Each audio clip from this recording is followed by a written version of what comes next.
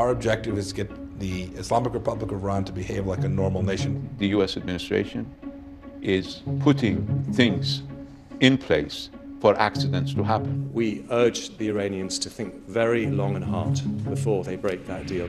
Is the nuclear deal falling apart? First, some context. For years, Iran's apparent efforts to develop a nuclear weapon bothered everyone. President Trump's predecessor, Barack Obama, and his European partners spent years reaching a deal with Iran.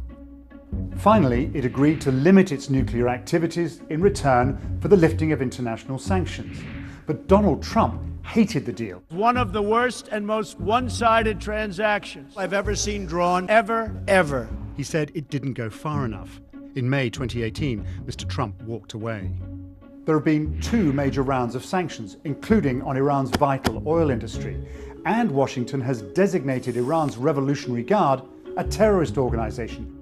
American officials say there's a lot more to come, and it's already starting to cripple Iran's economy. One of the reasons why, in particular, the population seemed to be feeling much more the pressure is because the expectation and hopes were raised, particularly after the implementation of the nuclear deal in 2016. After a year of relentless American pressure, Iran finally hit back, threatening to abandon some of its obligations. It gave the Europeans 60 days, till the end of June, to come up with a solution before going further.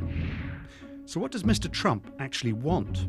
Administration officials say they just want Iran to behave like a normal country. Stop supporting militant groups like Hezbollah in Lebanon and the Houthis in Yemen. Stop building ballistic missiles which might threaten countries like Israel and Saudi Arabia. And they want a tougher deal. Some detect a bigger plan, regime change in Tehran. We're on the side of freedom. We're on the side of creating a nation for the Iranian people. But is Trump winning? If the goal is to achieve maximum pressure, meaning crippling the Iranian economy, then probably the US administration is winning. However, if the goal is for Iran to change its behavior, then we are probably seeing a failure of the US administration policy. The deal's European backers, Britain, France and Germany, say it's working. They're trying desperately to keep Iran on board. But unless they can somehow bridge the divide, help keep Iran's economy afloat without angering Washington, the deal is going to unravel. American officials argue sanctions are making it harder for Iran to sponsor its allies around the region. In other words, they say Donald Trump is winning. But if the nuclear deal does finally fall apart without anything to replace it, we could be entering a new and dangerous phase.